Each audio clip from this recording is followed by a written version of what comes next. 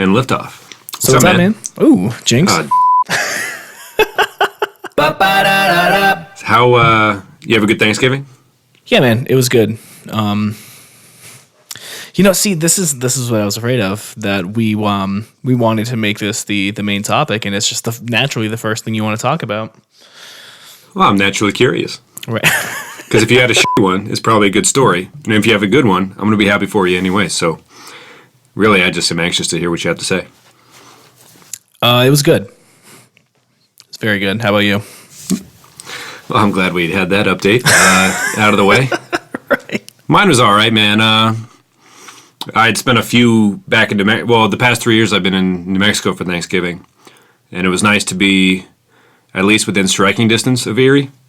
The drive from Cleveland to Erie, PA is only an hour and 40 minutes. So I got off of work at 11 and was able to make it back to Plymouth in downtown Erie for last call. Plymouth is kind of where people that used to live in Erie go on the night before Thanksgiving. I saw our old friend Doug Salawata and his old bandmate Ryan Mueller, who's doing real well. Good. And saw him until about 4, and then went to my Aunt Colleen's, our old English teacher at Academy. Tom had her, I'm pretty sure. Miss Holmes. She's my favorite teacher, actually. She's pretty quality educator for sure. But she, thankfully, moved, Thanksgiving dinner up to lunch so I could eat and then get back to work by 3 p.m. back in Cleveland. So, oh my God. I was pretty tired. I still am, I guess, but it was worth it. It saw a lot of people, and it was worth the drive. That's awesome, man. Yeah, no, that's kind of moving back to Cleveland wasn't so bad, man. Again, just striking distance is different than having to deal with airports, and it's great. What about you? This is your first on the front end of an adventure. You're freshly in mountain time. How'd it go? It was good. I'm not one for holidays, not to be like a Scrooge McDuck kind of character. What does that even mean? Like you hate them all? Blanket statement? No, I don't hate the holidays. I just always, like, growing up, it's going to sound so bad. I've always hated the big family gatherings. As kind of like the black sheep in my family, it was always super awkward. Because we would always go to my mom's, usually at my old house, we actually hosted Thanksgiving, and it was for my mom's side of the family. And they're nice enough people. I mean, they're all good people, but I've always been pretty sorely misunderstood, I guess, by all of them. I was pretty expressive throughout high school. And it's kind of some stuff I didn't really, I'd wear tight pants, had long hair. You were you were in the early 2000s. They would have been referred to as a scene kid, probably, right? I feel like I was on the lower end of the spectrum. I didn't have like the guy liner and the black hair that swooped all the way from behind the ear and stuff like that. Like that wasn't quite me, but I had like quite a few friends that I guess you could put into that category. Yeah, but I wore my girlfriend's skinny jeans, and it was a weird time for music and everything. Really, we were fresh off the '90s, which were fresh off the '80s, and so it was time for something new. And anyway, your family didn't react positively throughout the years of you modifying your body and whatnot. Right. Oh yeah, definitely. Like with the tattoos and I think. Yeah, my ears are pierced through high school, I think. Why'd you start with the gauges? That would have been junior year or something? I think I had my lip pierced first, like pretty much right after my 18th birthday. And then I had the ears pierced and started stretching them as soon as I could afterwards. So I think that might have been on the tail end of senior year of high school, actually. Okay. Yeah. So, but with all that stuff combined, my mom's side of the family is just super middle class white Catholic, Irish family, and they're like all teachers, it seems like, and just, really normal people. And I guess that's not quite where I fit in. So it was always just super awkward, trying to like make conversation because they never knew what to like talk about. And, I don't know, man, it was weird. I always enjoyed seeing my dad's side of the family more because A little more lax, maybe? with them, it was almost like, well, yeah, I mean, way more relaxed, and almost like the weirder you were, the more you fit in or something. Right, like, I get that. I remember in college, getting asked, where do you go again? What's your major? Multiple times by the same person. You know what I mean? Like, Yeah, definitely. you kind of had, it was almost like you had your stump speech ready. I think there's actually an Onion headline that deals with that, like, perfect Thanksgiving stump speech to let your family members know your age, your major, where you go in the least amount of time possible, kind of. Just, yes, no, I don't know about the plans. In the summer, I think I'll do this. Yes, you get good at it, though. Well, you learn what people are really interested in. But then again, I think I've been working on this lately. I think as a teen, you'd think, it's everybody versus you. But I think as you grow up, you realize nobody's comfortable in those situations. I think if you can look at it from that perspective, that's helped me a lot in family gatherings. Like, like when I was real young, early teens, I forget where we were, but most of my cousins were either like younger than 7, and I was probably 13, 14 at the time. And then the rest of my cousins were probably 20, either 19 or up, or, low 20s and up. And I don't know, man. That was a pretty little too old for the young kids, a little too young for the old. Definitely a lot of trips to the bathroom that I just went in to pretend to pee and stuff. You know what I mean? Like floating in between circles at weddings and stuff. Like, so in those types of situations, you start to feel pretty lost. Pretty. I guess you learn to hate Thanksgiving, but now I don't know. I think I don't know. You only get so many Thanksgivings to go to. Not to get morbid with it, but it's like strike up a conversation with Uncle Mike and make it happen. Like, all right, I'm here. I'm on this couch with my Uncle Mike. Let's do it. Like another thing I've been working on is, it's very tough. I think a lot of people have a little bit of social anxiety. People are more free to admit that now in the age of the internet, whatever. But I want to go to these things. I just want to learn how to enjoy them, I guess, I think is really what it is. But anyway, lately I've been finding someone I know I can relate to, or even if it's someone I don't know, try to work on talk to them until they don't want to talk to you. Like I was at a gathering I'm kind of bogarting this, I'm sorry, but you got me talking now. That's all right.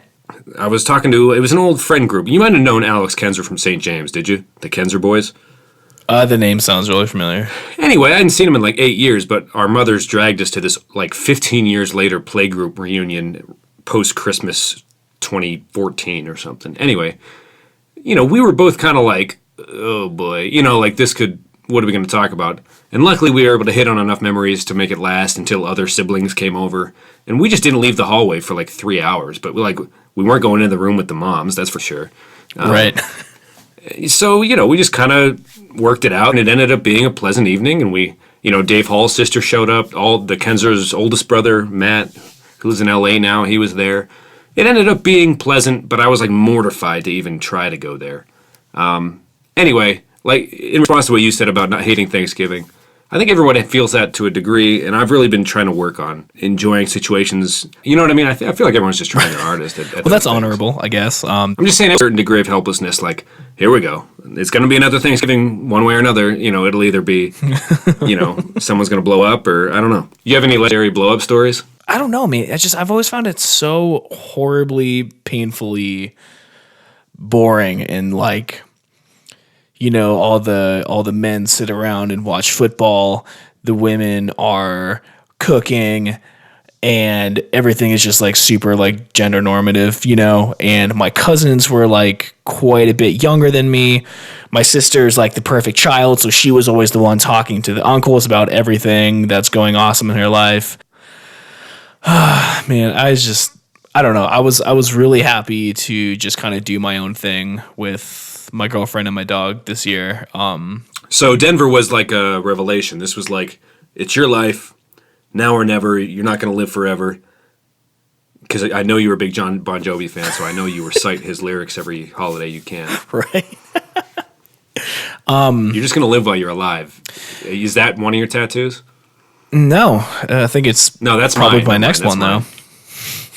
I'm sorry. First of all, just to clarify for the listener, you don't have that tattoo. You don't like Bon Jovi. I don't have that tattoo. I don't have any tattoos. And I only brought that up for my own selfish reasons of picturing Chris Kattan on SNL fake running away from the real Bon Jovi to that song because when Bon Jovi plays his dad in a sketch, I just want to... Anyway, it was kind of like a Mr. Peepers era Chris Kattan. Anyway, I'll stop now because I realize I've derailed this horribly. And you were talking about how you had a lovely time with your girlfriend and dog in your new home. Yeah, well, not quite a home yet, but it's like it's everything I've ever wanted out of a holiday, like just to be with the person you actually really want to be with. And we're both doing like the vegetarian thing. It's been 3 weeks at this point, and we made Megan made this like it's like it was like a spiral pasta with squash, and it wasn't tempeh bacon, but it was some kind of bacon alternative thing, and it was really good. I made some pretty okay mashed potatoes. We made a pie that we put birthday cake ice cream on because we're crazy. And what kind of pie? It was a mixed berry pie. Had blackberry, raspberry, cherry, and something else. What's your favorite kind of pie? I just think the mixed berry. Actually, my favorite kind of pie, my favorite pie in the world is the mixed berry pie my stepmom made us that weekend we stayed at my dad's house when we were like 16. Do you remember that pie? If it was strawberry rhubarb, then yes. No way. It was just a mixed berry pie. No, you're right. And they were growing on the farm, so yeah, there was some love in that thing, but I gotta say, strawberry rhubarb, I mean, if you really want to... that's come on, man. I mean, that's where it's at. I mean, I think you can do better. I'm more into sweet stuff. I'm just bringing a fight Jesse and I have been having for like years into this. Okay, but I get that rhubarb is like a Depression era, it'll grow anywhere thing, and just adding sugar to anything will make anything taste good. But does it make rhubarb taste better? Does what? Does sugar make rhubarb better? Is that what you're asking? Sugar. Yeah. Well, I guess if you it'll help anything go down, according to Mary Poppins. I don't know if it makes anything better, but sure. I guess the point I'm trying to make is in the terms of a pie. I get it. Rhubarb is a weed. It's a root. It's a side of the road type thing. But strawberry rhubarb pie, when done correctly, is a very special thing. I like pumpkin a lot for Thanksgiving pie, but at the end of the day, there's a texture to the crust on top of a fruit-based pie. I don't know. I guess I'm dragging a fight I had with Jesse about rhubarb, who fights about rhubarb? Well, what's her position? That it's nasty and... Okay. Yeah, pretty normal, like, I think I'll go with apple, pretty standard. Right. And then she'll always just kind of look at me like, yeah, sure, man. Like, I'm sure it's very good. I've never had your neighbor's rhubarb pie. Quit yelling. All right.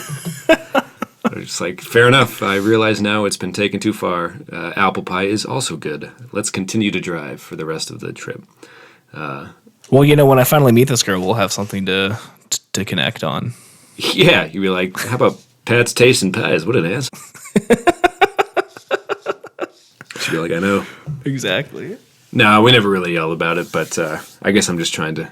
If you're a listener out there, and someday many of you listen to this, tweet at the show and agree with me, even if you're lying. It is not important. I keep cutting you off from you describing your Denver. You haven't said whether or not it was ultimately good or bad yet, and I just keep bogarting the hell out of the story. Strawberry rhubarb, for the record, though, is delicious. Agree to disagree. I guess so.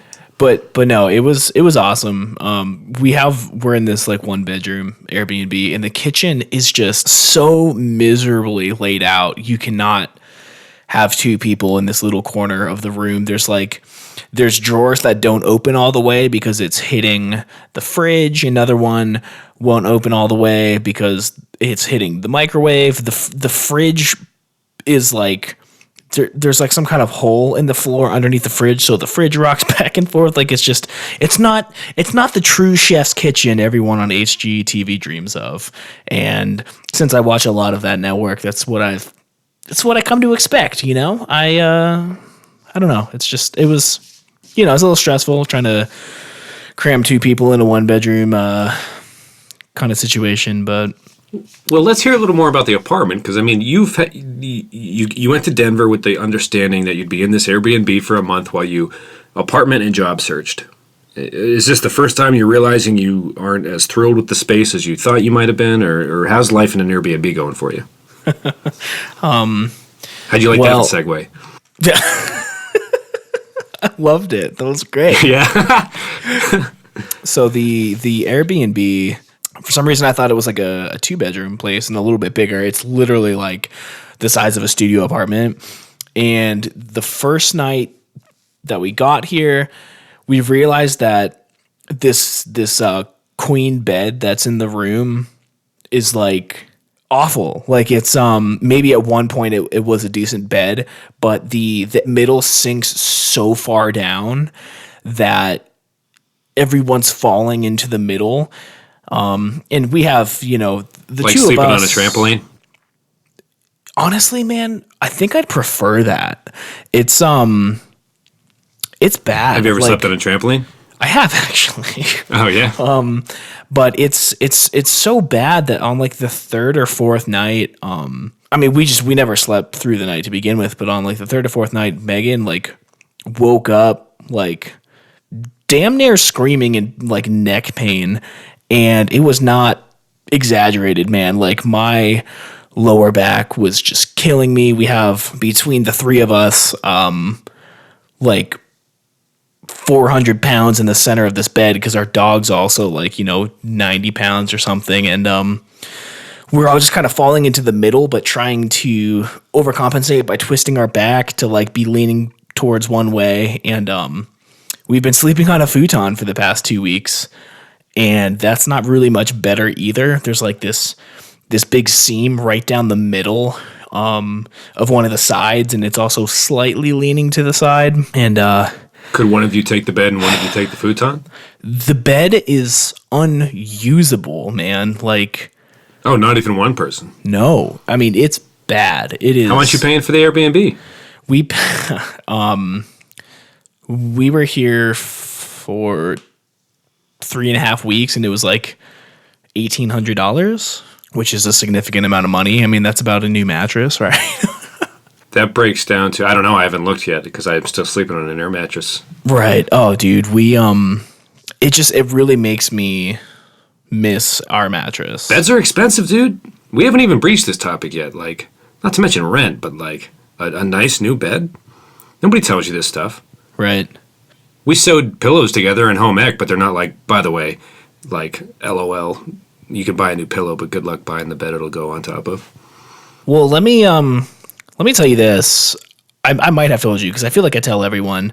Was it like a year and a half ago, Megan and I bought a bed and 2 pillows, and we had to like do the 18-month like financing because it was like a $1,700 bed that we talked him down to like $1,100, and then so we wanted new pillows just to like, complete the package because the bed was amazing, and we just had these like old pillows. I don't even know where they came from. They were just like gross. So Megan found one that she really liked, and I liked it too. So I was like, hey, if we buy one of these pillows, can we, like do a buy one get one free? And the lady's like, oh no, sorry, I can't do that. Those pillows are $200 each. But what I can do, I can sell them to you. This woman sounds so smooth, by the way. She sounds what? This saleswoman sounds like she's ready to she's like, I've been through this before. I'm about to go to work. No, dude, but here's what she counter offered with. Right. If you're good at math, you'll see how this worked out for us. So we asked for buy one, get one free. She said, no, but I'll sell them to you for $75 each, which is $50 less than buy one, get one free. So But then what'd you end up paying for the bed? the bed was like $1,100. So we got these pillows for another $150, and then we got like a free is like a bed, this like waterproof bed cover that fully encases the bed. Hold on. This sounds like.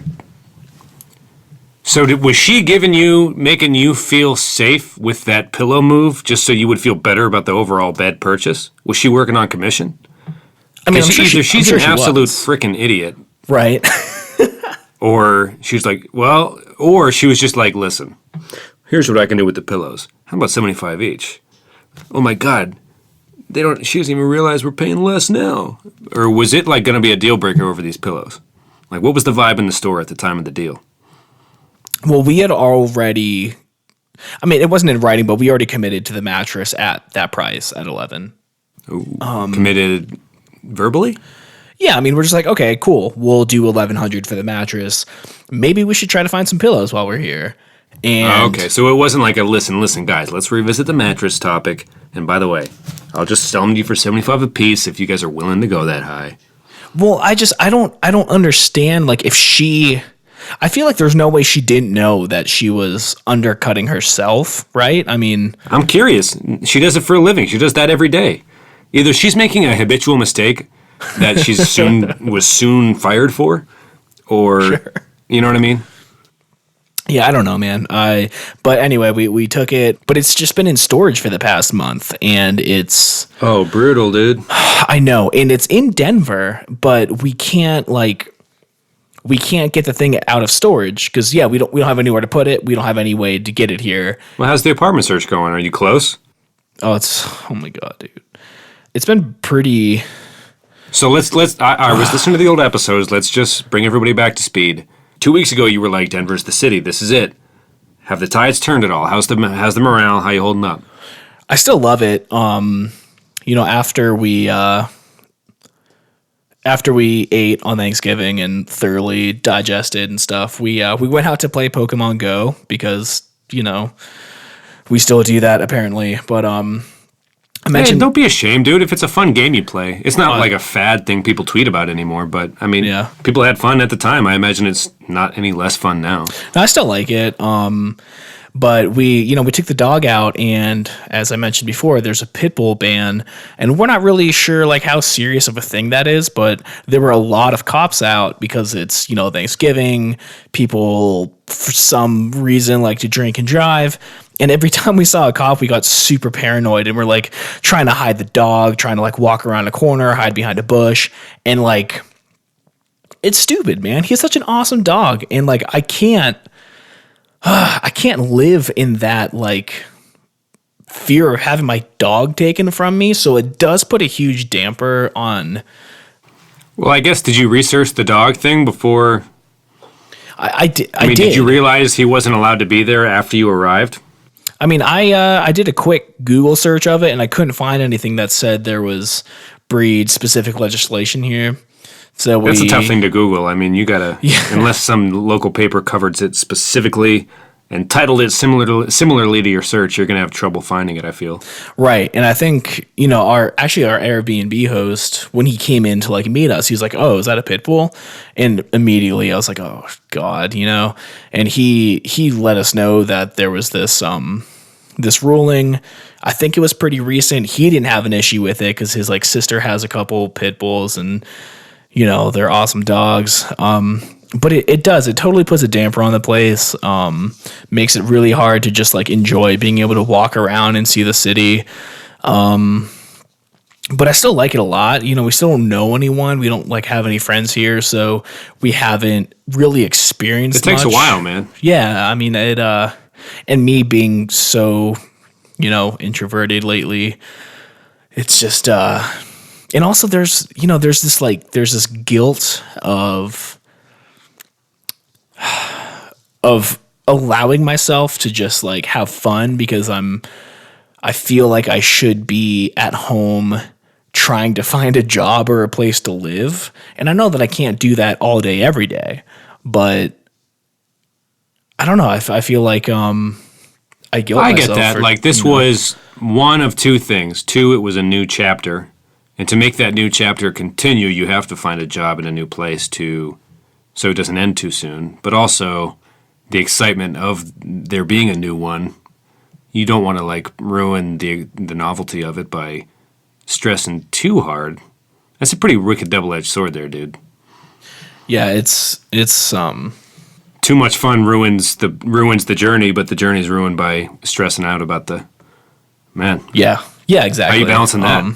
That sounds awful. I'm just trying to do my best. Like I'm a much more productive, like soon after I wake up. So I usually try to like hop on the computer, try to find some different jobs to apply to, and I need a job like now. So I've been looking for jobs that are like more like career type stuff, and I just need to like get a paycheck, man, because I pretty much have enough to cover first and last month rent at a place, pay like my student loans coming up, car insurance, stuff like that, and then I'm out. So I need some income now, and I think that's going to be the goal for tomorrow is just, don't go to bed till I have a job, I guess. Tomorrow's the day. I've been avoiding it because why is that? We moved out here hoping to move up. I don't want to take a job for lower pay now that I have more bills. Like I wasn't paying rent when I was living with family. So, just I'm afraid of making less money, having more bills, starting at the bottom again at a job I don't even want just to pay the bills. But then again, I'm not going to sabotage myself and not work because I'm too proud to just make a average paycheck, I guess. It's weird, man. It's just it's so much harder than I thought it would be. I thought I'd just kind of cruise in here, and start working. I thought I'd have a job the week I got here. It's been like 3 weeks, and I'm enjoying the time off. I haven't worked in like 5 weeks because I had Well, you've worked pretty much your whole life, right? I mean, you had a job in high school and stuff. I had a job. I started mowing lawns when I was 9 years old and worked at my uncle's fireworks store when I was like 11 and had like my first steady paycheck at 15 and a half when I think you can legally work in Pennsylvania. Right. So, I took like my first paid vacation, went to Argentina, took a week to move out here, and I've just been kind of like, doing my thing for... So this is all new. This is like crazy new to you. Yeah. This whole, everything about it. The environment, the way of life, not having a job for more than, a long weekend? Right. Yeah, I think the longest I went without a job was when I walked out on the last coffee shop I did. I was unemployed for 10 days. And that felt like insanity. I mean, I think that's actually I think that's the longest I've not worked since I was like 15. Well, when does the I'm a pro level barista stuff kick in? Like, when I mean, you have it tattooed. We've gone over this in prior pods. Sure. Does service industry stuff start to re-enter the atmosphere here?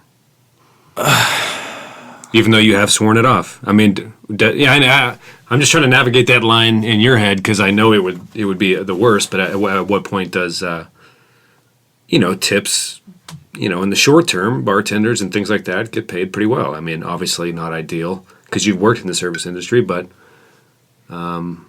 just asking the question. That's all. Sure. I've always wondered what being a straight edge bartender would be like. Like, could I market that? Could I advertise that? Would I make good drinks? I don't know.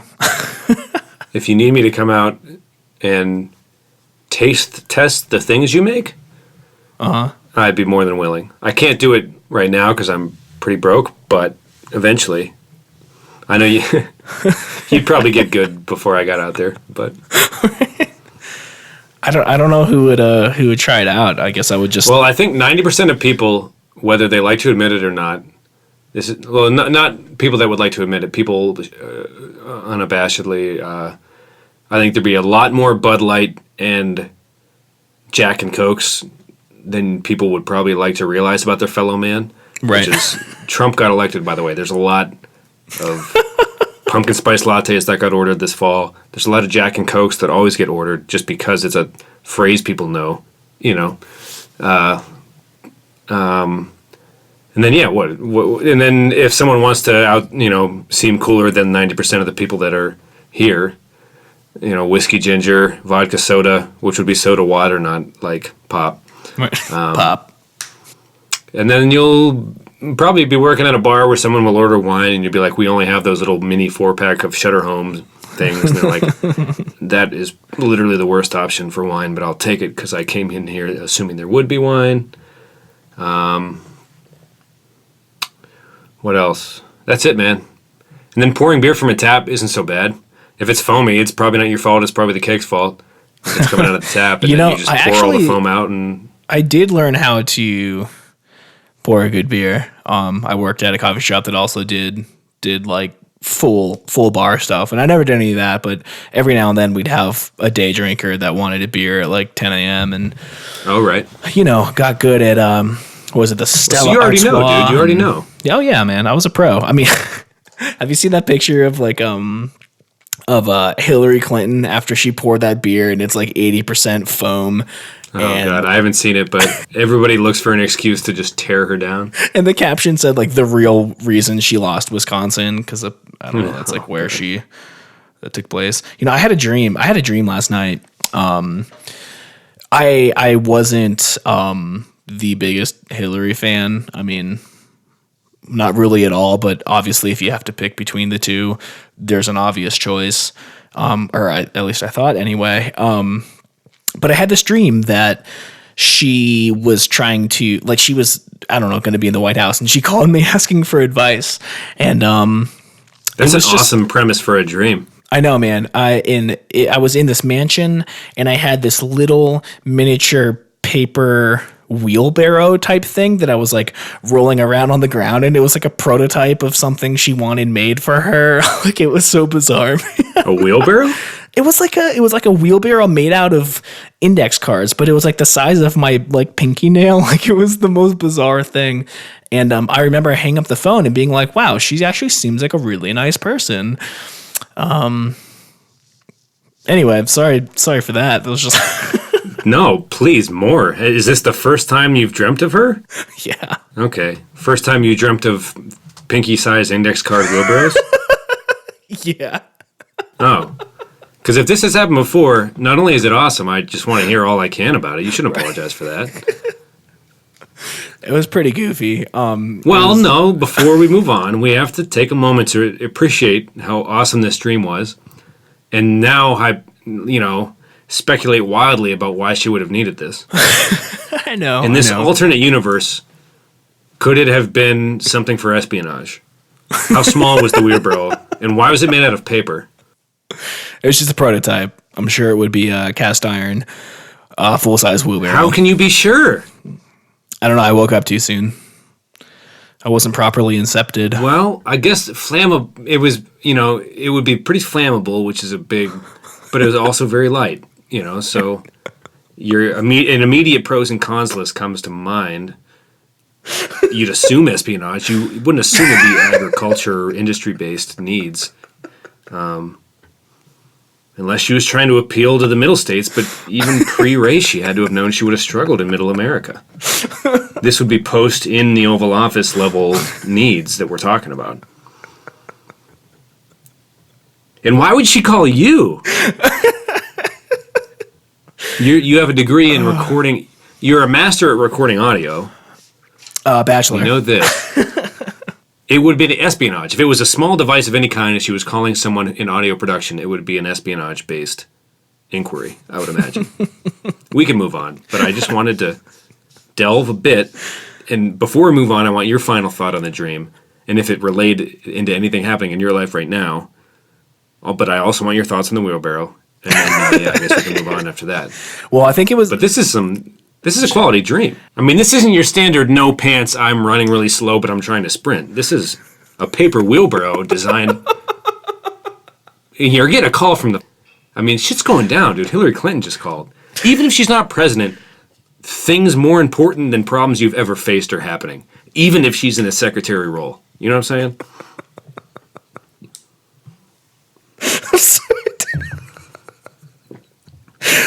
It's just the whole thing is so bizarre. I think it was a very well-made wheelbarrow because I pushed that thing around on carpet for about an hour and a half during our whole. But it was the size of a thumb? About a pinky nail. Like it was. And you pushed it around?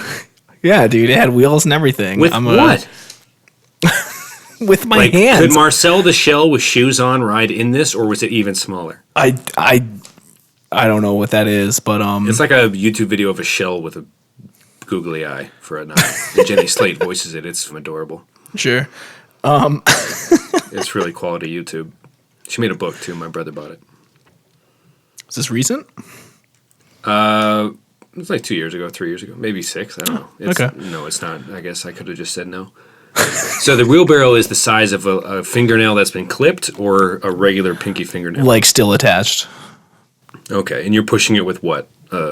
I'm on my hands and knees. Okay, I'm on my hands and knees. When you first told the story, you were in like a red wagon rolling down the hill, Little Rascal style, ready to take on Richie Rich and the, and the Funky Bunch. No, I'm crossing cultural phenomenons here. Anyway, we can move on. I'm losing myself even. Dude. Oh my god. Anyways, the thing. Yeah, I'm not ready to move on. The thing that I had to take away from the dream is that. Okay, good. I wasn't either. Throughout, I mean, even before the primaries, I was not a Hillary fan. But by the end of this dream, I found myself realizing, after having a conversation, getting to know her, she was just like a really nice, down-to-earth person, which maybe isn't that close to real life. But I'm proud of myself that in my dream, I was able to open my mind and allowed myself to change my opinions about people that I had pretty strong opinions on. So there's the takeaway from that. So there's like I'm in a new place, I'm changing as a person type vibe unfolding here. I think so, yeah.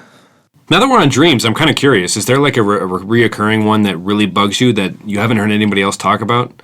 I'll go first to let you know what I'm talking about. Sure. There's two that get me a lot that nobody really talks about too much.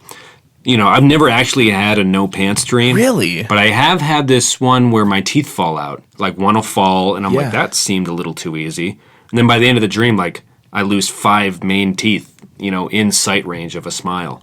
And I'm like, what the, I floss more often than I am comfortable with. Like, everyone's been lying to me. And like, this is what's happening, and I'm so embarrassed. And then there's another one where I'm playing tag usually, or it's some kind of gaming scenario, backyardigans type something, and we're playing tag, and every time I try to sprint, it's molasses. It's like someone hit pause and then fast forward on a DVD player is just inching forward, and that bugs me a great deal because I don't know what that is, but I don't know what the teeth is thing either. And the teeth thing is probably lately the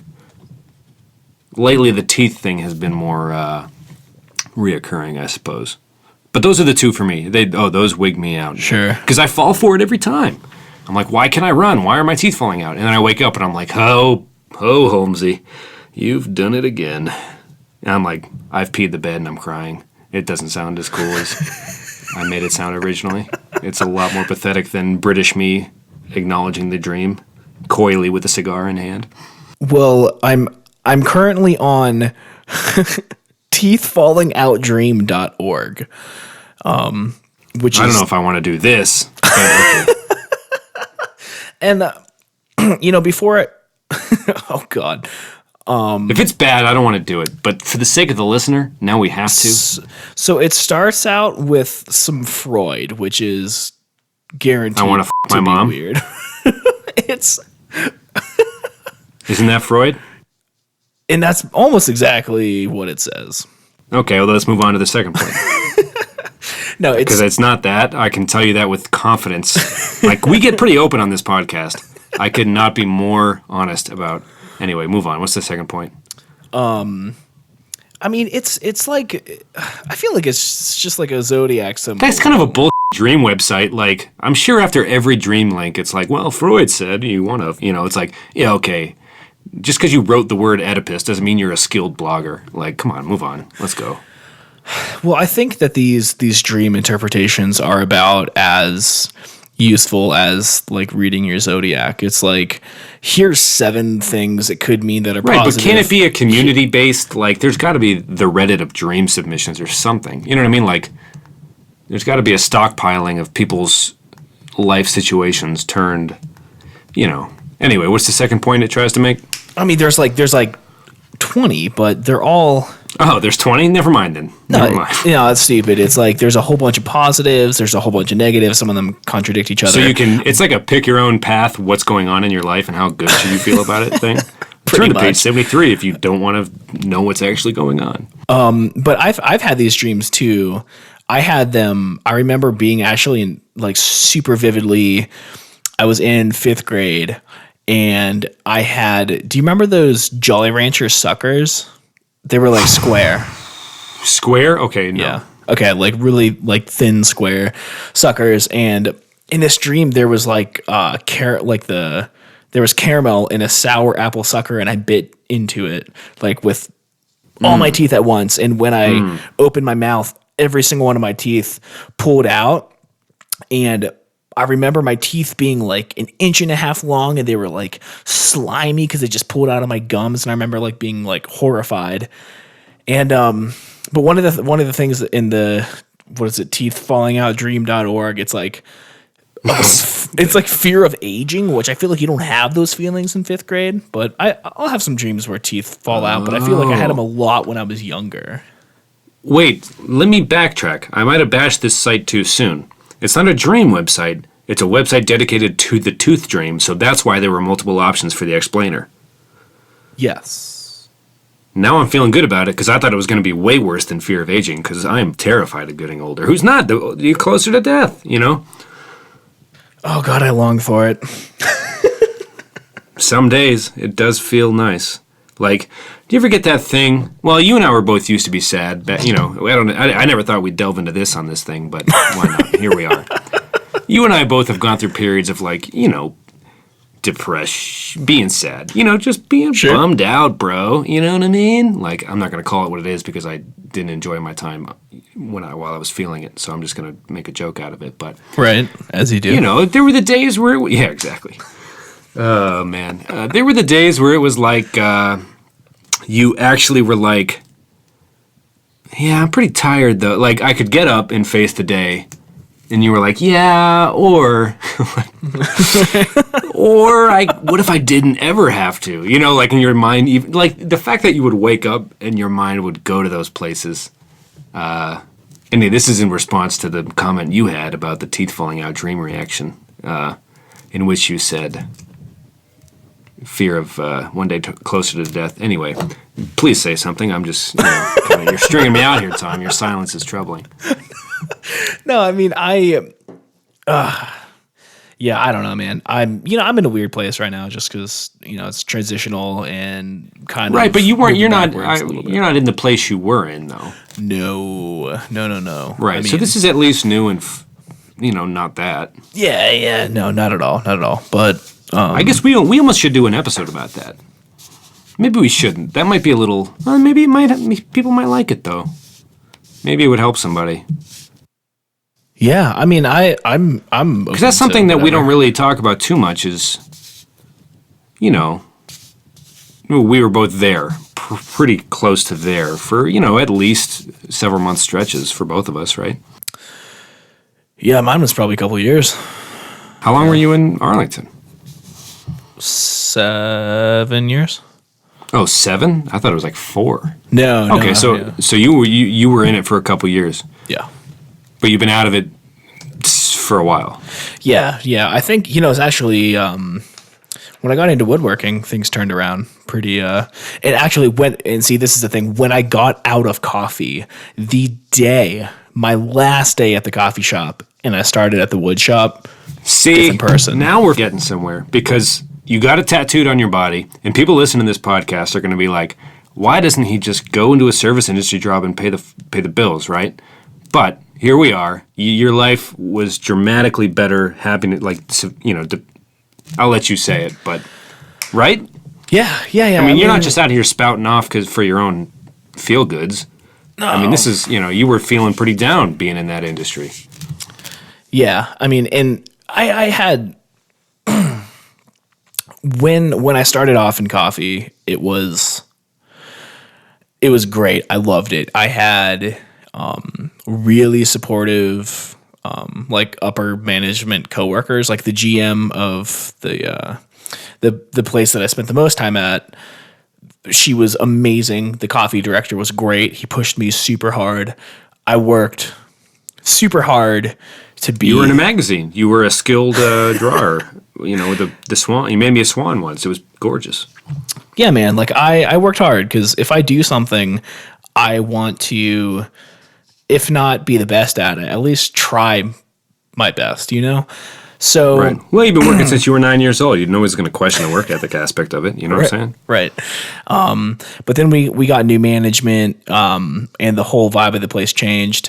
So I tried out a couple of different places, and I was like temporarily feeling really great at this new place where I became the cafe manager. I was like training a staff of like 6 or 7 people, doing all the inventory, sourcing all the coffee. Like I was running the place, man, like 100% running the place.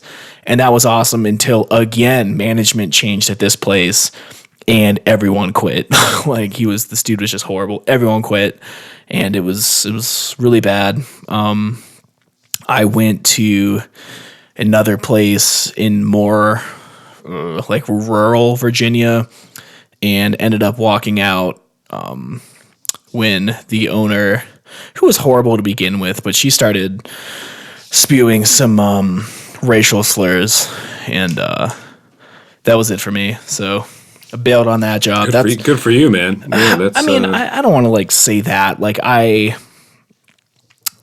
didn't like the place anyway. Right. I think if it was my dream job with like a much higher salary, the decision would have been harder. Okay. I get you.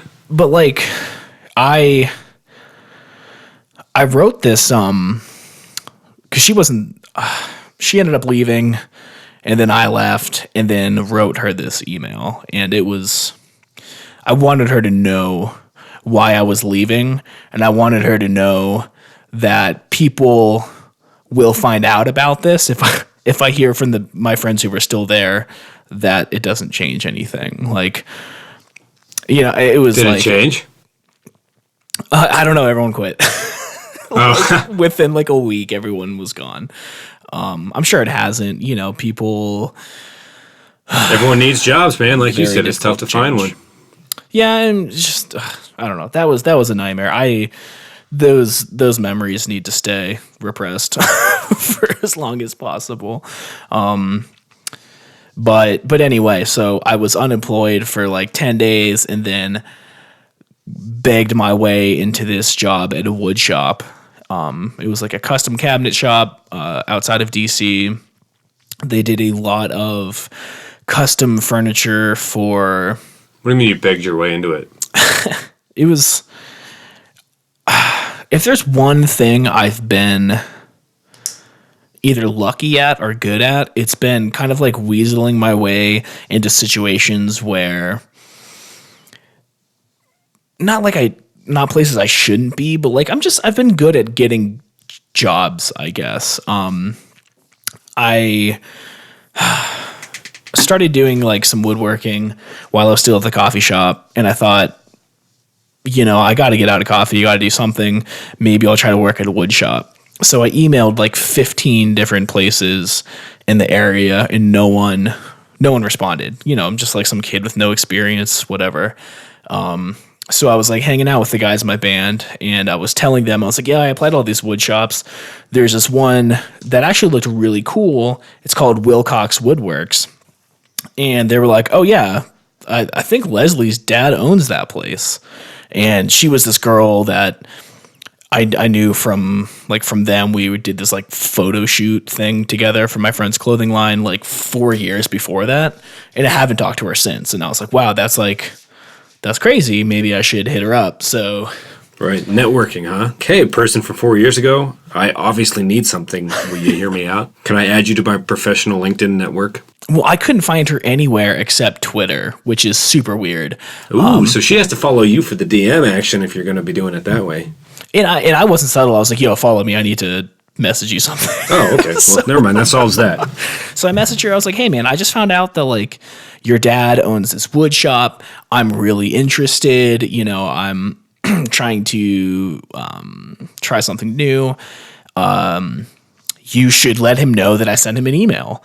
And she was like, wow, it's his birthday, and I was just about to call him.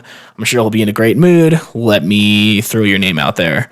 And then, like... serendipity, baby. Right. And then, like, 2 days later, he called me. He's like, I don't have a job for you, but you sound really excited, so I'll give you, like, a tour of the wood shop, like, this coming Friday around 4. I was like, awesome. Like, that's so cool. So I went to the shop. He showed me around. And he was just like, yeah, you know, I'm sorry I don't have anything, but if anything changes, I'll let you know. And like a minute later, this kid comes walking through the door, and he's like, he was one of the employees, and he's like, hey, Dan, I just got my orders from the Army, and I'm going to be, you know, going somewhere out of town next month. So Dan looks at me, he's like, well, I guess you got a job. So... wow, dude. Everything just lined up perfectly. It was pretty wild. So I started working there, and it was a lot of fun. I mean, you know, it had its own issues. Yeah, but it was the... well, you got to let that story sink in for a bit before you cut its legs out from right. That was right.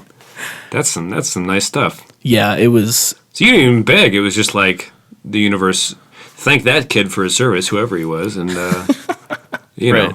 I'm not saying that ironically. I'm saying, you know, Yeah. I mean that. So what, you went into woodworking like for 2 years after that? I was there for about a year and a half before we moved. But that place changed me, man. For better or worse, though? For better, for sure. Oh. Because at my last job, at the coffee shop job, I never got the promotion that I begged for and I worked for because I was young. They hired me when I was 19, and I wasn't as good at putting on my work face and just going to work to do my job. I never did any of the like drama stuff really, but if I was in a bad mood, everyone knew it kind of deal.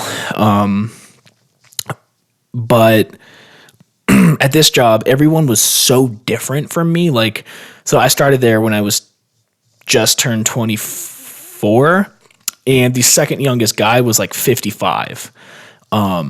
They were all,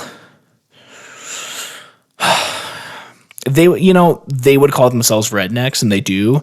I don't mean that like, you know, whatever. But I mean, we just could not be any more different. Well, you're the scene kid at Thanksgiving that your grandparents scoffed at, so it's pretty telling. It was a wood shop full of skinny jeaned, nose ringed MFers. Right. Maybe in like Austin or something, but not at this place. So let's what was I gonna do? Okay, so we came into this episode wanting to do apartments, but we've gone our hour, and it was more of a dreams episode, kind of unplanned.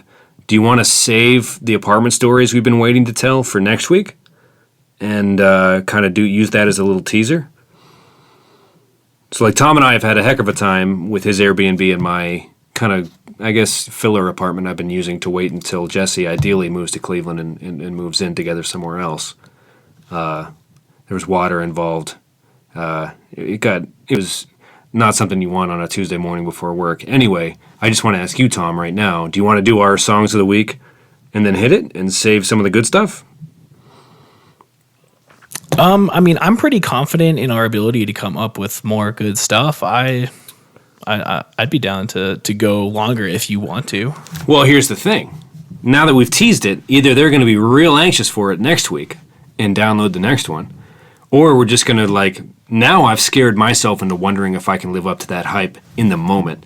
I know people, if they were on their phone right now on a plane, and they open the next one, there'd be a whole lot of like chumminess at the beginning of the next episode, and then maybe, you know, it dies down a little bit. And anyway, the story gets told, and, you know, enough time has passed that they're going to be waiting for something miraculous. But now I'm worried about this water hazard story a little bit. Okay, you know what? Let's save it and let's go in a different direction. Okay, so next week will be the apartment episode. We'll really talk about you trying to find one, because you will have needed to find one by then. And I'll talk about this. I'll hopefully be in one by then, because we need to be out of here December 1st. So let's break it down for the folks at home. Next week will be my stories of rushing into an apartment from afar that I couldn't tour first, and I feel I'm overpaying for, and the stories of Tom having to be in a new one by the time we talk to you next. In episode 4 of Reminiscent. Anyway, let's close this one out. What were you going to say? So you didn't even mention this from the last episode. Well, you know what I didn't mention is, okay, last week we did a total disservice to our listeners, and you were like, I'm going to tell 2 stories back to back. One is of me peeing as a kid in front of the Playhouse, and 2 is the best thing that I teased to Pat a month ago, and I still haven't told him what the it is. And I went back and I listened to the episode. Even after you said that, I was like, all right, folks, let's realize what's happening here. There's going to be 2 stories back to back. The one from Tom's childhood where he embarrassed himself because we were doing a bathroom episode. And then he's going to tell us a story he's been waiting to tell me. And you never did. Now I'm wondering if there is a story. And that's the real issue right now. One, I'm wondering what's real and what's not with you anymore, Tom. The trust issues are starting to develop. And I just need a little litmus test here. What's going on, man? So, yeah, I totally forgot. Listening back when I was editing it, to just forget a thing like that. That you texted me, not even during the show, and like, dude, gotta tell you this. Do you know what kind of emotional stress? You wonder why I'm having dreams where my teeth fall out? It's because my quote unquote best friends are out here texting me all hours of the night saying they got great stories for me. Now I'm never hearing any great stories. You're afraid of growing old and dying before you ever hear the story. That's the root of the dreams. I think so, because I got no... Do teeth have roots? I think so. Well, yeah, I broke up the flow of that altogether, but now I'm really wondering, like, what are those 4 dangly things on the back of your molars? Anyway, everyone at home is probably like, well, Tom talks real honestly and open, and then Pat will... I mean, if the train did have tracks to begin with, they're not on them currently. Things have been derailed pretty effectively. I don't know. What are the bottom of teeth called? Let's explore that instead of continue to joke jovially about this story Tom has not told. Anyway, the greatest story ever told by Thomas Patrick Kelly, which is actually not even your real name. What? Isn't that not your real name? What? Thomas Patrick Kelly? No, that's my name. Isn't it? When was Kelly shortened? My dad did. Oh. And most of his brothers. Oh. Yeah. But the thing is, people think you're... Well, this is an issue I've had with you for years. Is my name is Patrick Harlan Holmes, right? Right. I'm a pretty Irish guy. Like 75% Irish. And that was always a point of pride. And then you were like the new kid in 7th grade that came in. And people were like, Thomas Patrick Kelly. Whoa, that dude must be Irish as But the reality of it is your dad's name is Thomas Kalashevsky. Well, it was. He was born. I mean, that's the family name is Kalashevsky. Oh, is it, Tom? Is it? Everything comes out in the wash sometime, brother. I'm just kidding. But yeah, so you're still pretty Irish, though, right? Yeah, I'm 50%. I mean, my other side's good. Brennan, which is pretty. That's solid. Irish. Yeah. One of the coolest. Okay, so I'm like a Browns fan. This is a quick aside. I know I'm bogarting this again, and I'll let you do your... No, I'm sorry, but I have to say it. There was like a white receiver for the Cleveland Browns, I think in the 80s or 90s, early 90s maybe, but she has an old Brian Brennan jersey, and her name's Brennan, so I thought that was pretty cool. She didn't have to, like... Because some people, like you can't be the guy that orders your own NFL jersey and customizes it to be their own last name. That's just not... Kind of the goal is to get the weirdest retro jersey you can that no one else might have, and it shows your fandom. Anyway, not only is she getting that cool retro jersey because nobody really has a Brian Brennan jersey, it's her own name, so she's killing like she's killing a lot of burns, and she's only got 1 stone in her hand. So, I mean, there's a lot of dead birds laying there. It's a cool jersey, dude. You should see my sports jersey collection. It is. I have a whole sports jersey closet. It's rather impressive. I don't believe you. I don't know what to believe anymore, Tom. Well, actually, no. I did have. I've owned 2 sports like things, shirts Items. in my life, items. When I was in 4th grade, my teacher gave me a Buffalo Bills jersey that was Jim Kelly's. Jim, right? And Yeah, legendary quarterback. sure, okay. So I had his. Well, I'll give you a little background on the jersey. Oh, please do. So Buffalo went to the Super Bowl 4 years in a row, and they didn't win a single one. Oh my God. And he was the quarterback. So picture that, though. They were so good that they made it to 4 in a row. Nobody's ever really seen that, But to lose all 4 is something else entirely. And if you want to talk about the Rust Belt and, kind of what's indicative of even when you think you're winning, you can't get up, that's some Rust Belt-ish to the core, man. Anyway, people should know that Erie is pretty equidistant from Buffalo, Pittsburgh to Cleveland. So there was a mix of Steelers, Bills, and Browns fans Yep. in our hometown explaining the jersey. Anyway, what was the other one? The other one my granddaddy gave me, it was Oh, wait, real quick. Yeah. The Kelly, because your last name's Kelly, so it worked. yeah. Nice. Yeah. Nice. Yeah. So it was I'm not gonna remember now. It was it was a Browns like t-shirt from the 70s, but it had like a different state's name on it or different city. Oh, yeah. The St. Louis, right? The old baseball team. It was a St. Louis Brown shirt. Man, I thought I had something else to say about the sports, but I guess I don't. I don't know what else I could possibly say. Which isn't real surprising, actually. I mean, like, if we're just calling a spade a spade. You've let me go farther than I thought you'd let me. Well, I feel like you don't talk enough on this show, so I'm just trying to give you... I've been talking a lot this episode. I took notes after the first 2, and I was like, okay, so you at the beginning of episode 2 were like, well, I need to mark all the times you swear, and then I didn't. I kept it clean on purpose. Sure. Because I didn't want to drag it through the mud. But now it's like, okay, bleeps when not forced can be funny. But now I feel like I'm forcing that this week, and now I feel like I'm talking too much. You know what I mean? So we'll have to find a balance. I guess eventually maybe we'll get good at this. But, we're teasing ahead to next week and some of the better stories. I mean, we've gone over our hour. It'd be no point to do a whole apartment episode on top of this one already. I feel like whoever's still listening just still has more hours left in their flight. Because we've covered the meat and gravy of whatever this was supposed to be. Yeah. Is that fair? I'd say so. I mean, this literally is like the only time that we talk, and we, like you said, I mean, we've gone like very long periods without like talking or catching up or even know like what's going on. So like, I mean, I could talk for like 3 hours like we did the first like, test one that we did, but Right. it's late, man. We put together a good hour on an update on our lives. We did some dream stuff, and yeah, next week when we really have apartment stuff to actually talk about, we'll hit apartments. And I'm anxious for this week to tell people about my song of the week because this is I've been rocking out to this one a good deal lately. Okay. If you don't mind me being so brash as to suggest we move on to that aspect of it. That's fine. I definitely do want to touch on Guy Fieri a little bit next week because I've got some takes that I've been bottling up. Well, I cannot wait to explode. You know what? Oh, well, we don't have to tease it all. Now I'm curious. I mean, we have another 15 minutes until we reach last week's ending time. Okay. Give me the Guy Fieri and then give me your song afterwards. All right, I'll blow through it. I was on Netflix, bored as hell, trying to find something to watch, and I came across Guy Fieri's show, and I was like, oh man, everyone hates this guy. Let's check it out and see how lame he is. And I totally fell in love with the guy.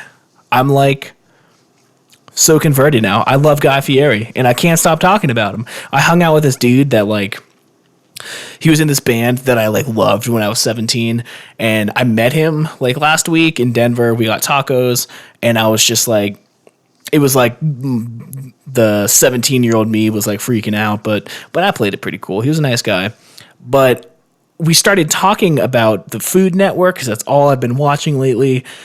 And I started talking about Guy Fieri, and once I started, I just couldn't stop. Like, it felt like I was like, felt the need to defend this guy. It was like our Nickelback conversation. Like, everyone loves to hate the dude, but he seems so genuine. And I like found myself suddenly becoming insecure that I liked him too much. So I went online to find out if he had some weird like scandal, like some reason I shouldn't like him, and the dude checks out. He comes up clean. I feel like, I don't know, man. Except there's two things. Okay, one, I'll agree. It's either the American dream or the American nightmare. This guy, if you've ever seen a photo pre-hair dyeing spikiness, he looks like a divorced woman in his middle age. Whoa, I haven't seen that picture. Yeah, Google Guy Fieri young or something. And it'll come up. No spikes, no goatee. He's just kind of a chubby, like Family Guy character in real life or something. With like the lamest. He does nothing with his hair, but it still grows almost down to his eyebrows. It's like a bowl cut. I don't know. It's like very brunette in very middle America. I think I'm describing myself slowly in 20 years, but and then the food at his restaurant is. I mean, like, right? It's never gotten a good review. His restaurant is laughably awful. I did read that about like what was like his restaurant like opening week. I don't know. I'm not going to try to defend. Well, I will say this: Jesse and I, when we were in Vegas for the first time, she was like, let's just do it. It's close to this walking distance, and I'm like, ugh. But we can just go get like $2 tacos down the road. Like that's Vegas. Like you stumble, right? Like. You waste your money on gambling, not food. You know, let's go get some $2 tacos and 75-cent pounder cans of Miller Lite or something. You know, like just you're supposed to waste your money at the table, or at least cheap version of Vegas. I don't know what I'm talking about, but you know. Anyway, we went to the restaurant and all the waitresses were in like these onesie short skirt turned into t-shirt, like kind of like think of an Americana diner, but those like instead of being made out of I don't know if it'd be not suede, but I don't know, like an old school diner blue looking thing. It was made out of denim and leather mixed. It was a denim and leather mix. Yeah, like you were at a cattle ranch and you wanted to be turned on, but instead you puked. And all the food was like this weird mashed up versions of the TV show he's been doing for, Diners, Drive-Ins, and Dives. It was just like a misguided venture into trying to watch every season of that show in one meal. You know what I mean? Sure. And a misunderstanding of Americana, and it was a swing and a miss.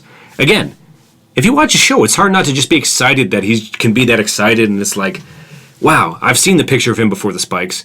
That dude just decided to change, I guess, and now he's just a chubby dude that's trying hard, and I can't knock that. Again, it's either the American dream or the American nightmare. Right. Well, I'll tell you what, the show that I'm advocating for is actually called Guy's Grocery Games. And oh my God, it's fun, Tom. man. No, it's fun. I thought you were talking about Diners, Drive-Ins, and Dives, you bastard. No, well, no, that's a good show too. There's Triple D and there's Triple G. Oh God, that's a phrase that he uses. You son of a bitch! Don't you dare take that from Guy. So I started off watching Diners, Drive-Ins, and Dives because that's like what came up first, and then. It's funny because it came up on my like Netflix history, and Megan was like, "What the is this? Like, why are you watching Guy Fieri?" And I was like, "No, trust me. Like, let's just watch this like Grocery Games, like one episode." And then, so we're watching it, and she's still kind of like, "Oh my God, like, are we seriously watching Guy Fieri?" And then, like a little bit later, I'm on my computer. Just doing whatever, and I hear his voice come on, and I look over, and she just like gave me the biggest like "don't judge me" face, and we just fell in love with it, man. I mean, we watched every episode like way too quickly, and now we're sad that it's done. Oh man, yeah. Here's a quick thing as we kind of wind down here. Like everybody has their reality TV show probably that they enjoy. Maybe not. If you're like super hardcore about not conforming, good for you. Fight the power. But how the Halloween versions, the Halloween episodes of Cake Wars. Oh my God, I need them in my life once a year. Like, so it started one night. We had to get up early to cover the Balloon Fiesta in Albuquerque, which is in early October, and it's right.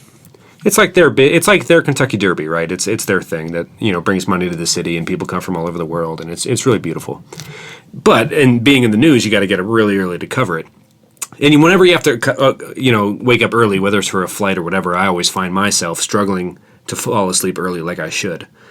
Anyway, I end up staying up all night with Jessie because she didn't have to work early that day, and we're just just gobbling up episodes of Cake Wars Halloween edition, and people are trying to make like, you know, demonic cauldrons from Macbeth that actually steam when they present them and things like that, and like eyes that really bleed or have like blue, you know, red frosting inside when you cut it open, and it was something else, man. I liked it a great deal.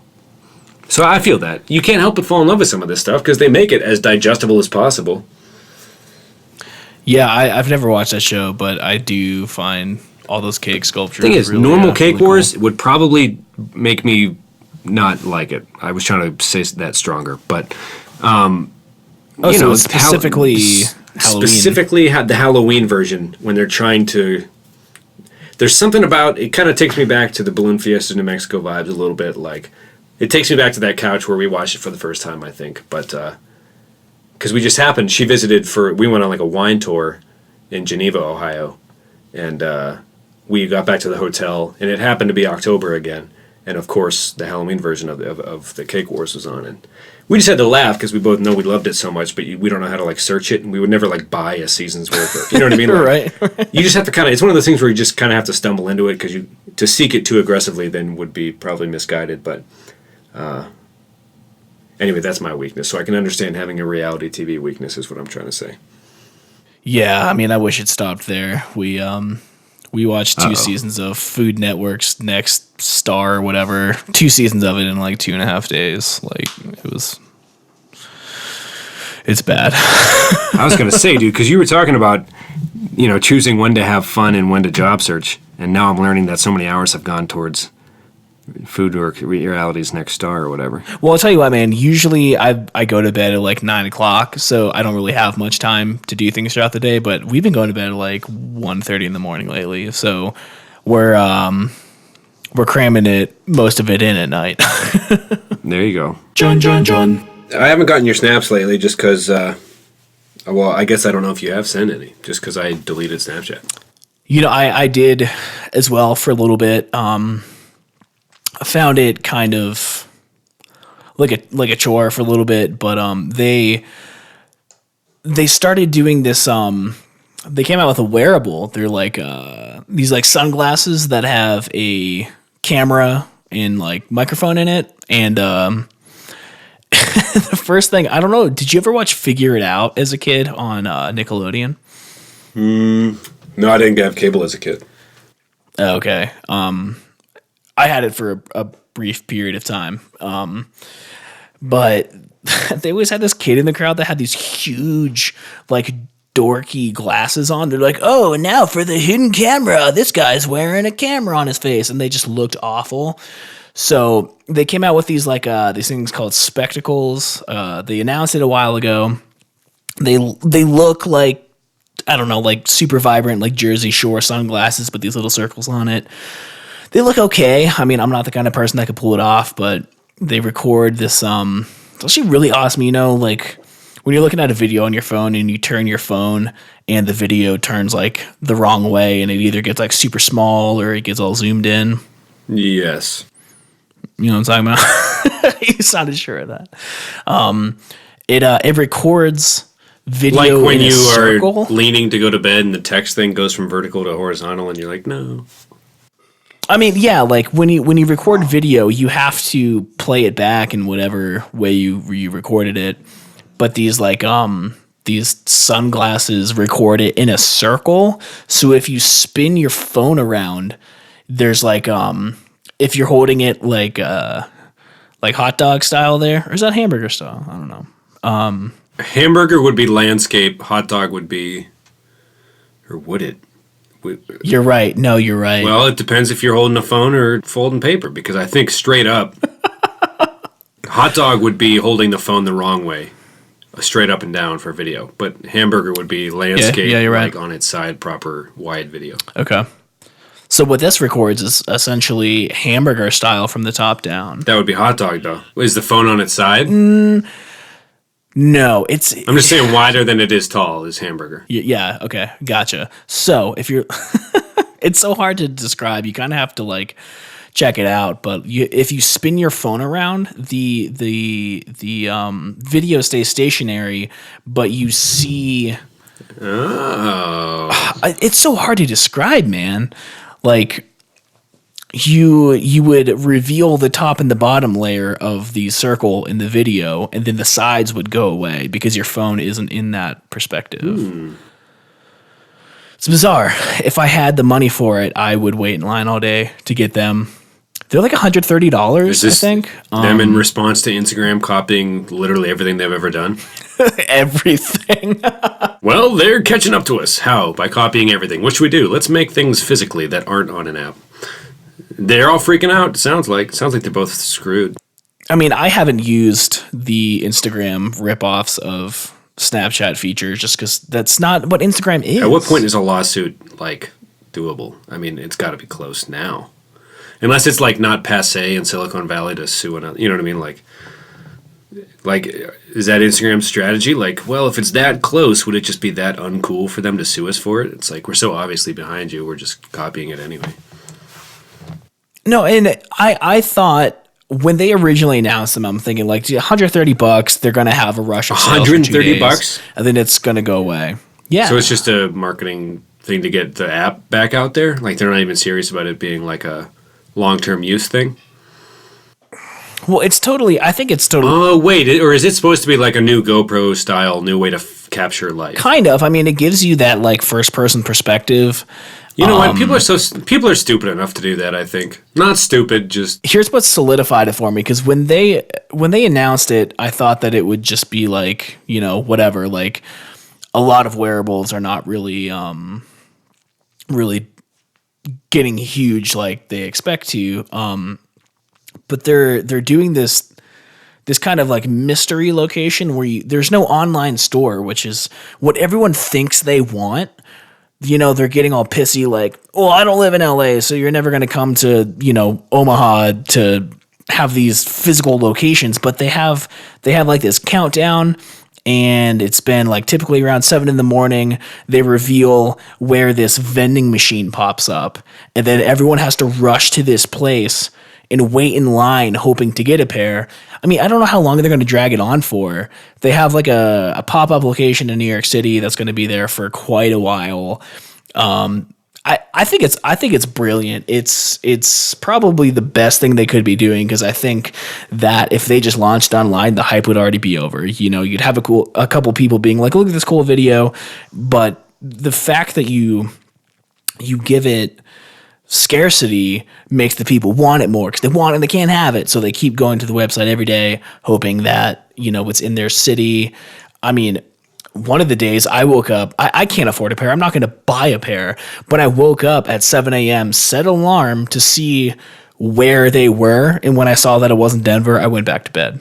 And I'm not even going to buy the things, and I'm already like that hyped up about it. I think it's brilliant. I wish this is something I could do to market anything that I create, but like it's just I don't know, man. Like Brand New does it well for their music.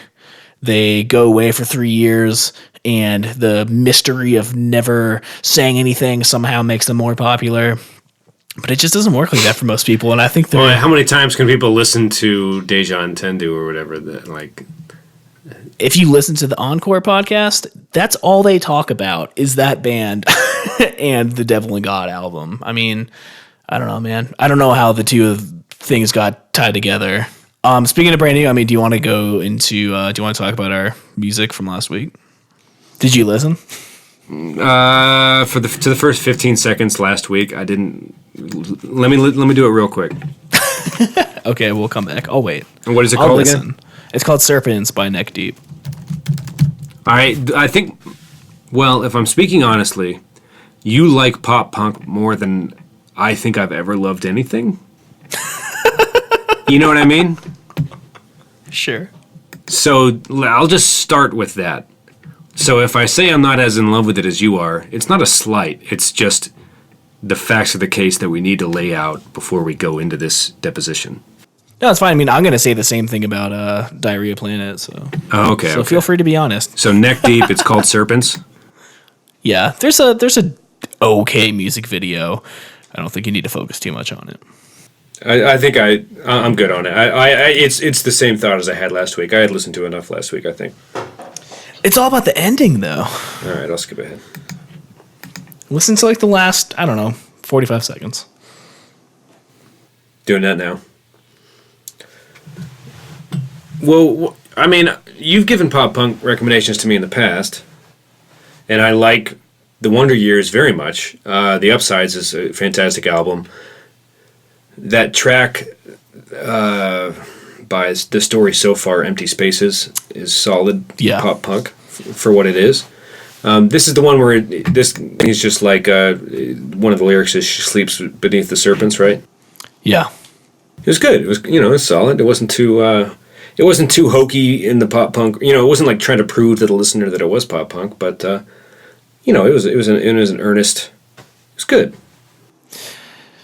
See, I mean, I like it because I've felt kind of insecure in my inability to connect with music the way that I used to. And this song just like kind of makes me feel something. I don't know. I like songs that make me feel sad, I guess. It just like makes you can kind of tell in the first 15 seconds if you're going to like a song. Yeah. I think the drums at the end. I mean, there's a mood it creates for you and for everybody, individually. Yeah. This guy's got, it's strong. It's a strong, it's an earnest effort for sure. There have been some pop punk songs you've given me that are, I don't know, just, kind of soulless. They just are pop punk, Yeah. Kind of using all the tricks and the little riffs that, would let you know that we're definitely this, but it's not really, that was more like comfortable in its own thing, it felt like, so. Yeah, and they are certainly guilty of the tricks that you've accused other bands of just now. Like they don't stand too far out from the pack in terms of style, I guess. Right. But well, I like it's weird. It's become this own little hyper genre thing, pop punk. I mean, whereas it might have been a looser term back when All Time Low just came out, but now it's a pretty specific, sound. I feel like. I was just thinking, like I mean. I guess I never really. Yeah, well, I mean, you're pop punk's biggest advocate, right? You've been there. You probably know most of the bands. You have used the hashtag pop punk's not dead several times. Oh yeah, I have it built into my keyboard shortcut. Well, there you go. What's the shortcut? Well, when I was tagging stuff from my old band, I had like so many hashtags and. I was copy and pasting for a while, but then I realized you can just enter like 3 characters and it would autofill everything. And I think it was like PPH for like pop punk hashtag. Oh, I would have assumed that was an STD if I heard that out of context. It's no, just a little efficiency trick there. So I listened to Platinum Girls both right after we got done talking last week, and I listened to like, I don't know, maybe 6 or 7 times before we got on the call today, and it just I like it, and I it's catchy, but I just have a very low tolerance for vocals being out of tune. And I think that's where the song kind of fell off for me, because my production style is, very polished, and if I hear a song, I want to hear the most perfect version of it, and it's just so easy to fix that stuff, man. Like, yeah, but I don't see why. Did you listen to the song, man? The whole vibe is like, why are you running with the high class? You could be getting with a badass. You know what I mean? He's not a polished guy. He is too cool to care. He's not even too cool to care. He is who he is. He's not going to change the girl's mind. He's laying it all out there. It's like, I don't think it's out of tune to the point where it makes it hard to listen to. There were some notes. I mean, I think having out of tune vocals in the chorus is unacceptable. Like, let it fly in the verse, maybe, but like when you're trying to like make an impact. But I mean, you use electronic drums when you produce things, so that might be right there where people might lose you. Well, dude, because you have. Well, now we're getting too personal with it, and I don't want to hurt feelings. But I mean, like, no, you have doctored up the double bass noise in the past, right? Well, definitely, but that's more of a budget concern. I can't afford a studio. Yeah, but I mean, like, to me, that's like, what do you could, I don't know. Like, where's the, it's not a, I don't know. No, I feel it, man. I feel like there's a line somewhere there, and there would be people on both sides, and yeah. Well, if I had it my way, I would be recording real drums. Okay. Like, for sure. I mean, there is no debate. But my budget is zero, right? Right. This band, I mean, they're not huge, but they can afford better production. I feel like. I mean, it was okay. Fine, I wish we had more listeners, and I'd have them tweet in or something. Just because that song gets me going. I like it quite a bit. Well, no, man, it's definitely catchy. Like, I get that, like, poppy, like, summertime vibe. Like, I understand it at least. It's purely the vocals that throws me off. It's not to say, like, I can't enjoy the song, but just vocals. I wish I could go in and just fix a couple notes. Yeah. Okay. Well, now you have me self-conscious about the one I was going to pick this week. Oh, it's fine, dude. Do it. I'm ready. Okay. Well, yeah, okay, I'll go first then. So she appeared on SNL last season, maybe this season. Courtney Barnett, an Australian singer-songwriter, very talented young woman. So I could pick a couple of different songs, but I'm not going to pick the... Anyway, there's this one called Avant Gardner, which is, and you know, she's very good at finding melodies, and and it's a beautiful. But I don't know. Now I'm worried because she's not Aretha Franklin on the mic. You know what I mean? She's not. She knows how to find a hook, and she delivers on the hooks, and she's a great songwriter. But is she the best vocalist? I guess we'll find out next week. But now you got me real freaked out now because I think. So do you like that song 5 Years Time by Noah in the Whale just because he sounds? I only know their one radio song.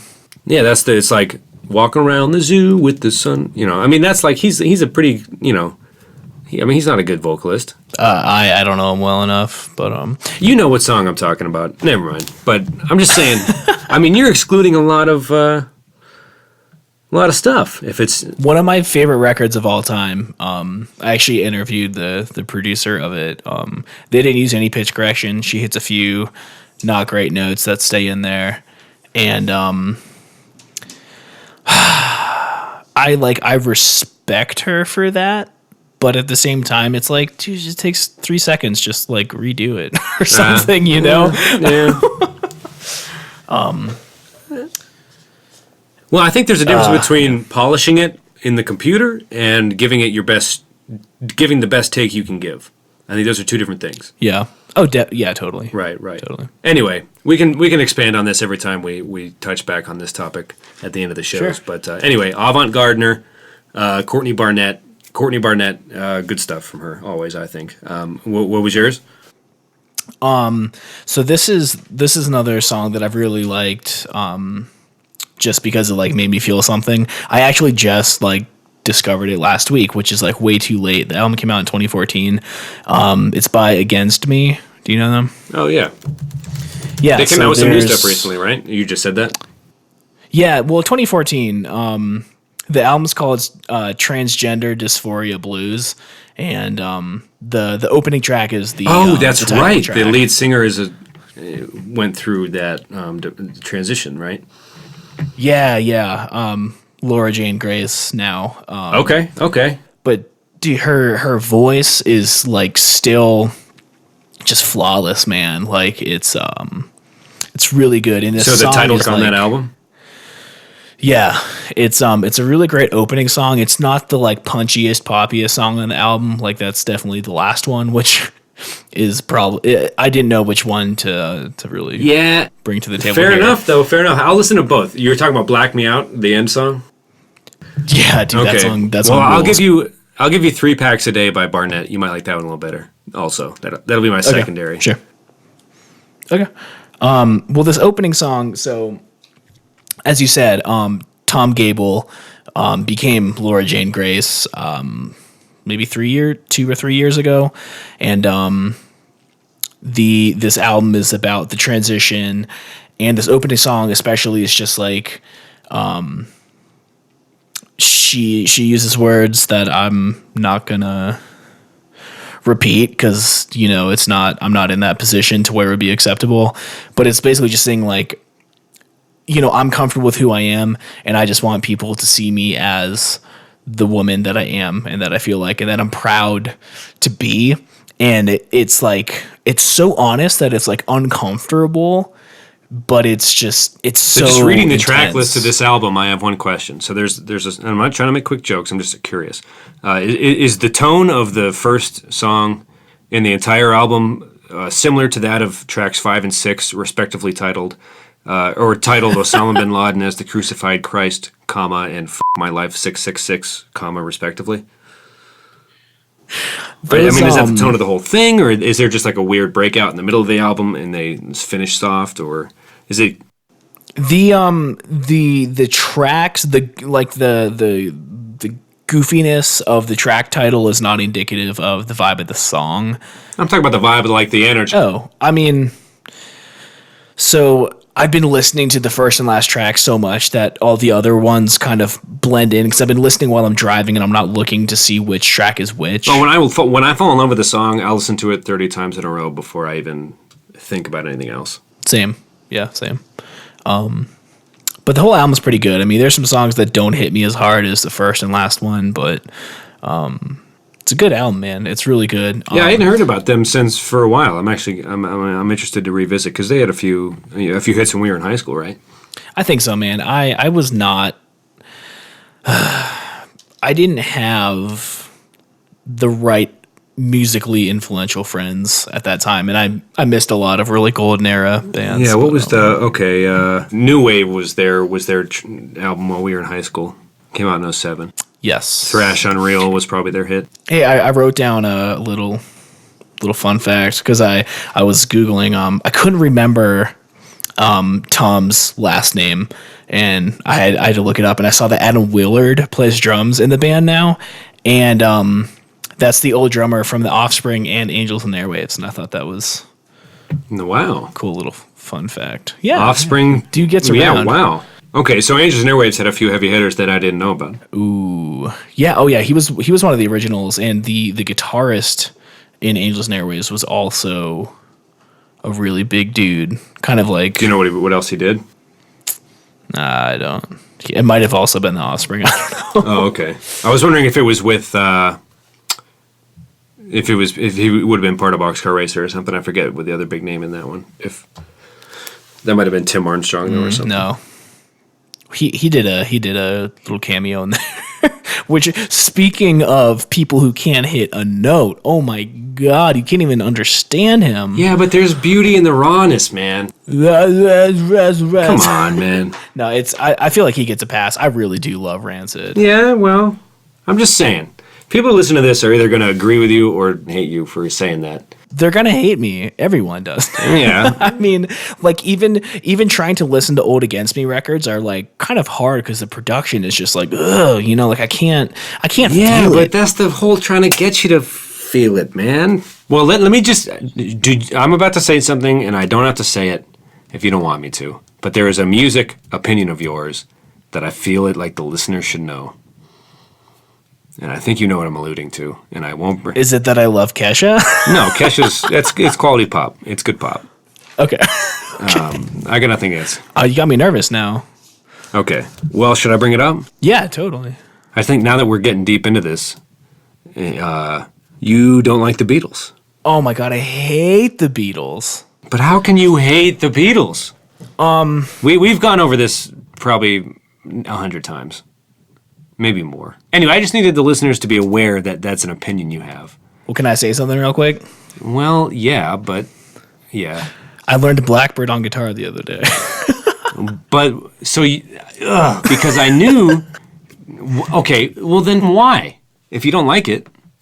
No, they have some, I've heard a couple songs. What's this? As you age, no, realize no, the I truth? do not. No, I wouldn't, I don't. See, here we go. I don't like the Beatles. I'm not against the idea of ever liking them, but there's been a couple songs I'm like, this is kind of like, a nice jam.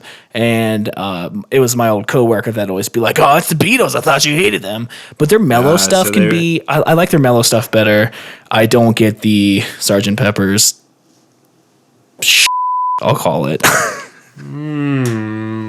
Okay. It's just bad, man. But you've been defending your whole life people accusing you of just being more in love with the idea of not liking them to have the opinion, and you're swearing that that's not true in front of these good people of the podcast. I'm not aware of that accusation. I mean, maybe I don't know. I'm making it right now because I just can't think of any other reason. I just don't know how anybody. Well, here's my extreme on the other end. I just don't know how it can't be. Like, why everyone in the world just can't acknowledge that they're the best band ever. They just are. All the types of genres they covered and nailed, and they outperformed other people in their own, I don't know, man. They could, they rocked, they rolled, they did drugs, they got better. It was just, I don't know. It's just, it was the Beatles, man. I don't know. The Rolling Stones, to me, are the Rolling Stones. The Beatles were where it was at. Says the guy born in 1990. I don't know. I never went to one of their concerts. This is just appreciating my parents' music, I guess. But, right. The Across the Universe was like a super awesome, welcome reimagining. And, but I don't know. You talk about the post-Kerouac druggies in Northern California doing the magic bus ride type stuff. It was a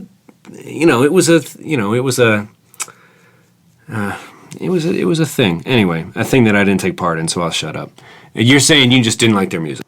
I don't like their music, and I think the issue is that as I'm about to say this, I feel like this could be for two reasons, but I just when I listen to it, I don't understand it. Like something will happen, and I'll just be like why would you do that melody? Why would the drums change like that? And maybe it's just because they're like so beyond me that I'm just like not smart enough to get it or whatever, but I don't get it, man. I just don't think no. What songs are you talking about though? Dude, I don't even know. Early Beatles is 4 chords, the easiest, most predictable thing I've ever. Like when you think my favorite band is Weezer. Rivers Cuomo, when he wants to go back to his roots, he'll listen to early Beatles and early Beach Boys. 4 chords, easy, predictable. The Beach Boys. Bring it home. Oh, God, Tom. We got to pick this up next week. I don't have enough energy to go this with you again tonight. Okay, so I have the Beach Boys on vinyl. I think the album's called Endless Summer. I put it on. But why? No, You said you don't like them. I put it on one day because I'm like, oh, it's the Beach Boys. They're fun, right? And if I had it on my iPod and I knew that the repeat 1 setting is not available on a record player from the early 70s, I would think, man, this one song has been playing for 45 minutes. But it was the whole album just like, oh, fun, summer, we're at the beach, yeah, girls. And like, it's just so unimaginative. I don't know, man. I can't. Oh my God. It was the 60s. You didn't, oh my God. Oh my God. Unimaginative? Dude. Brian Wilson, Tortured Soul. They even shifted gears mid-career, just like the Beatles did several times. Like, Pet Sounds wasn't like they were so self-aware. Like, even the surfers don't listen to our surf bullshit. Let's switch gears. And they did. And they were tortured, mentally unstable, Brian Wilson was, and the dad was fucking him over, owning their label, or like keeping them from drinking on tour, and, they didn't even live. Anyway, I'm just saying, man, like, unimaginative. It was the first version of that there. I just think that the Monkees set the bar so high. You're an ass. Right now you are full. Like at first I was being the ass because I was being aggressively hateful towards you, but you didn't have to bring the Monkees into this. They were so genuine. You know what I with? Are Smash Mouth covers of Monkees hits. That's where it's at. And Shrek sequels. I'm glad culture has come this far. Dude, you're killing me on these I have like 20,000 little X marks of all the I just stopped keeping track. Well, we're almost at 2 hours. You're going to cut out a good amount of this, I think, at the end of the day. Are we at 2 hours? Yeah, it's time to go. Yeah, I got to go to bed. All right. Good night, everybody. Next week, we'll have a more focused apartment episode. We had a good 50 minutes this week, and then we got caught getting caught up with each other, maybe. If you even want to talk to me next week, I feel like... No, I do. I'm sorry for bringing up the Beatles thing because I know it's a point of contention, and it's not... Obviously, I'm still your friend. You know, people need to know. I just think they do, and I was being the aggressor, and I shouldn't have put you on the spot. Anyway. It's all right, dude. I'm ready to go to battle about it. All right. Well, I mean, you know, it's like the scene in the movie High Fidelity when Jack Black freaks out on a guy, and he's like, how can he be wrong about his opinion? Anyway, and it's the age-old whatever music... whatever. But yeah, this has been fun, real fun. I'm glad we get to do this now. And me too, man. Gives me a lot to look forward to.